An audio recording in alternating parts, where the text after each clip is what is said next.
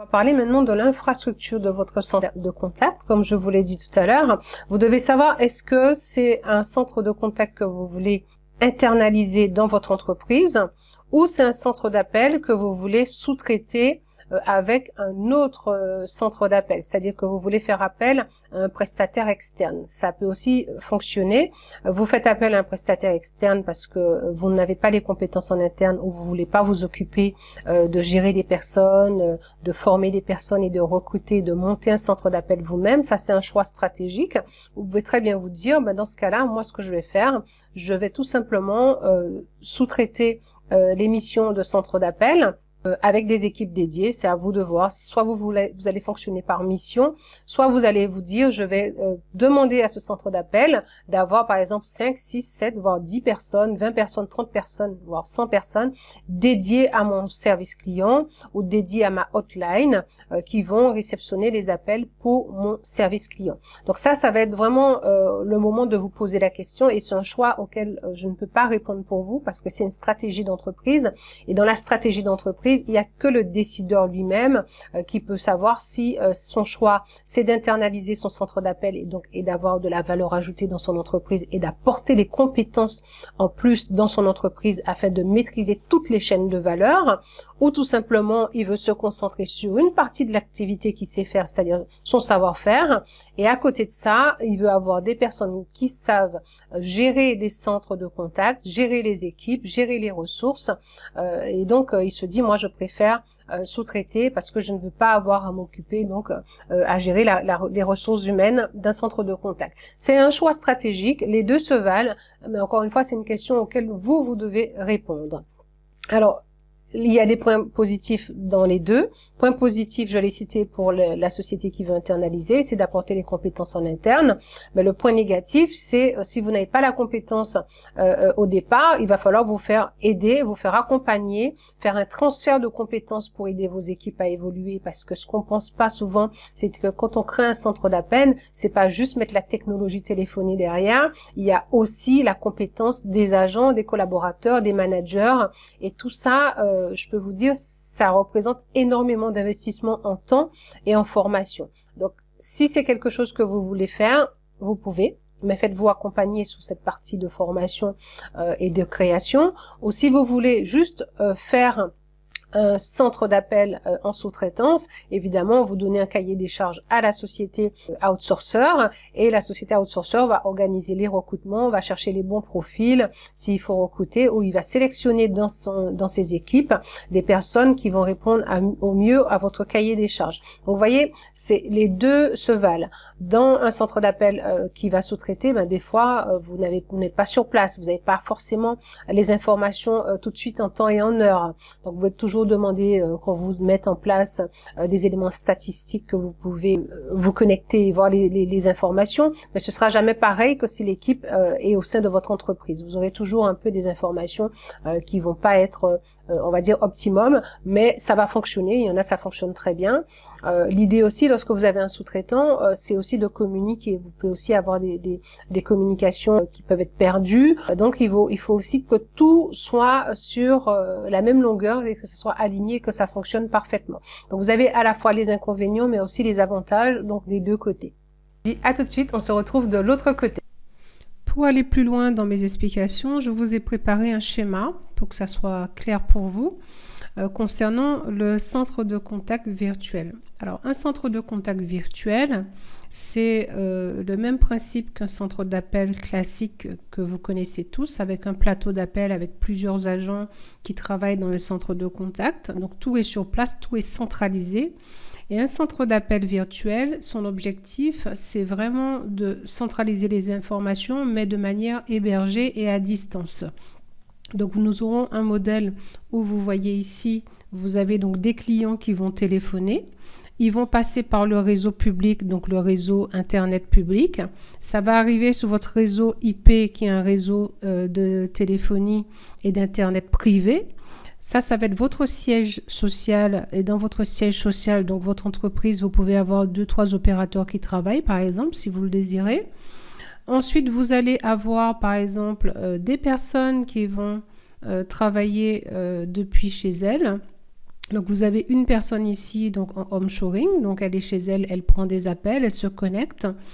Vous avez donc un deuxième téléopérateur ici, pareil, qui va travailler donc depuis chez lui. Un troisième et un quatrième qui va travailler depuis chez lui. Alors, ça peut être des personnes qui sont dans la même ville, ça peut être des personnes qui sont dans des pays différents. Après, c'est à vous de voir. Vous pouvez garder le même schéma si, par exemple, vous avez une entreprise et que vous avez plusieurs services qui ne sont pas sur le même site. On va partir du principe que vous avez votre siège social, donc par exemple sur Paris. Ici, c'est donc un siège, on va dire ici, ça va être un deuxième bureau que vous avez donc sur Strasbourg. Là, ça va être par exemple à Lyon et derrière, vous allez peut-être avoir 4-5 personnes dans chaque agence qui travaillent. Ça va être vraiment le même fonctionnement que pour un centre de contact virtuel avec des téléopérateurs qui travaillent en home shoring. Donc, c'est le modèle qui commence vraiment à être beaucoup plus répandu aujourd'hui. À ne pas confondre quand même que home shoring et télétravail. Les personnes qui sont home shoring, c'est souvent des personnes qui sont en indépendant. S'ils ont un statut indépendant, ce sont des auto-entrepreneurs par exemple et qui vont aller sur une plateforme et proposer ces services. Et donc les personnes vont s'inscrire pour travailler en home shoring.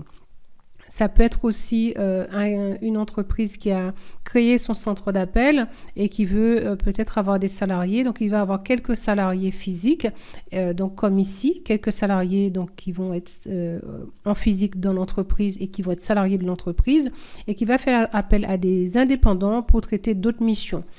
Ça peut être aussi, par exemple, en vous disant ici, moi je vais mettre 4 personnes, je vais prendre des personnes en home shoring et les 4 personnes qui vont être ici, par exemple, vont traiter donc des appels support pour dépanner les clients.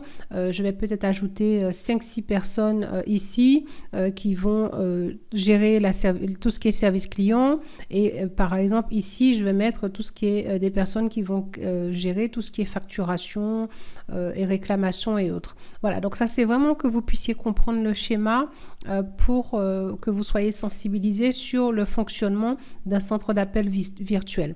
Alors effectivement, ça va vous demander quand même un coût d'investissement au démarrage, mais qui sera beaucoup moins important que si vous créez un centre d'appel physique. Après, c'est à vous de voir comment vous voulez fonctionner. Vous pouvez faire un mixte des deux, un centre d'appel donc où vous avez votre siège avec des personnes qui travaillent au siège, comme ça vous gardez toujours la main, et un centre d'appel donc avec des personnes en home shoring. Mais si vous prenez des personnes en home shoring, il faut quand même mettre le support derrière avec des managers qui puissent les aider. S'ils ont des questions, il faut quand même que ça soit structuré pour que ça réponde aux normes de qualité que vous recherchez. Voilà le modèle que vous pouvez créer si vous le désirez. Toujours dans le modèle de centre d'appel virtuel, vous avez la possibilité de choisir un hébergeur, donc un opérateur qui va gérer vos données clients et qui va gérer vos serveurs. Ça veut dire que vous n'aurez pas de serveur chez vous, tout sera hébergé chez un opérateur, donc toutes vos données sensibles vont être hébergées chez un opérateur sécurisé. Ça peut être une option que vous pouvez faire si vous voulez. Si par exemple vous faites appel à une entreprise qui va gérer toute votre téléphonie, qui va gérer tout, tout va partir depuis là. Donc si vous voulez gérer depuis chez vous, évidemment vous aurez tous les serveurs qui seront ici donc au siège et les serveurs, tout ce qui est hébergé vont partir du siège. Alors si on prend le même schéma et qu'on se dit que les personnes, à la place que ce soit des personnes qu'elles travaillent depuis chez elles, ça va être plutôt des agences. Alors par exemple, vous pouvez avoir plusieurs agences. Si vous êtes une agence de voyage par exemple, vous aurez par exemple une agence ici qui va être donc sur Paris. Vous aurez peut-être une agence ici qui va être en Espagne, une agence ici qui sera au Brésil par exemple, et une agence ici qui va être aux Caraïbes, donc on va dire en Guadeloupe par exemple. Et là, vous aurez votre siège qui sera sur Paris. Et donc, ce sera le même schéma, sauf que ce sera des agences au lieu que ça soit donc des personnes en home shoring. Voilà, donc je pense que c'est avec un schéma, c'est quand même beaucoup plus parlant. N'hésitez pas, si vous avez des questions, vous pouvez toujours me faire des emails. Je me ferai une joie de vous répondre pour vous expliquer le fonctionnement. Alors, en résumé, qui peut bénéficier de ce système de centre de contact virtuel? Alors, ça peut être pour des outsourceurs. Donc, vous, par exemple, vous souhaitez créer un centre d'appel. C'est pour ça que vous avez investi dans cette formation. Vous pouvez vous dire, moi, je crée mon premier centre d'appel qui est un centre d'appel classique. Et vous allez peut-être opter pour plusieurs centres d'appel, mais avec des personnes soit en onshoring ou un centre d'appel avec plusieurs bureaux, donc à l'étranger. Ça peut être en Afrique, ça peut être au Maroc, ça peut être par exemple à l'île Maurice, ça peut être à Madagascar. Après, c'est vous qui choisissez en fonction de ce que vous voulez créer. Mais en tout cas, les outsourceurs, donc les outsourceurs, ce sont des sociétés de centres d'appel qui proposent leurs services à d'autres entreprises en sous-traitance.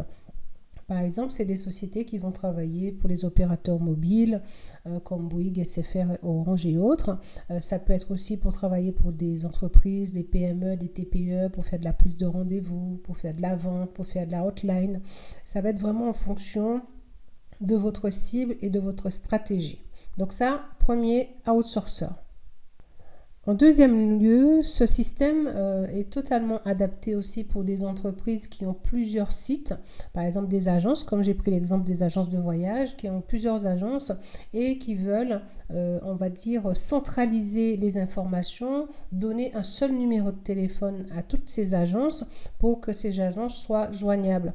Par exemple, si vous êtes en France et que vous avez plusieurs agences avec plusieurs numéros de téléphone, eh bien, peut-être l'idéal, ce serait de centraliser tout et de mettre un numéro de téléphone unique pour que les personnes donc, soient joignables. Donc c'est quelque chose aussi qui est faisable. Comme ça, on va parler de téléphone unifié, de centrale téléphonique unifiée pour pouvoir optimiser donc, le volume d'appels des agences et puis réguler tout ça. Donc c'est quelque chose qui demande une réflexion. En tout cas, si vous êtes une entreprise ou une agence, par exemple, ça peut être quelque chose qui peut être intéressant pour vous. Et en dernier lieu, ce service aussi de centre d'appel virtuel peut être totalement adapté à des sociétés qui démarrent. Donc par exemple, c'est le cas de beaucoup d'entre vous qui avez investi dans cette formation. Vous démarrez et vous souhaitez donc avoir un centre d'appel où vous n'avez pas trop d'investissement dès le départ, donc de moins de 10 positions et vous ne voyez pas l'utilité d'investir dans une plateforme téléphonique avec des fonds de manière injustifiable pour vous et vous vous dites bon, moi je cherche quelque chose de mutualisé, quelque chose qui va pouvoir effectivement m'aider soit à externaliser de manière à ce que les gens puissent travailler donc depuis chez eux. Et donc ça peut être un modèle qui serait adapté en tout cas pour quelqu'un qui souhaiterait démarrer, d'autant plus ça reste assez flexible et assez facile à mettre en place en termes de coûts mais aussi en termes de technologie. Nous allons passer au chapitre suivant qui est sur l'aspect technique de votre centre de contact. On se retrouve de l'autre côté pour continuer la formation. À tout de suite.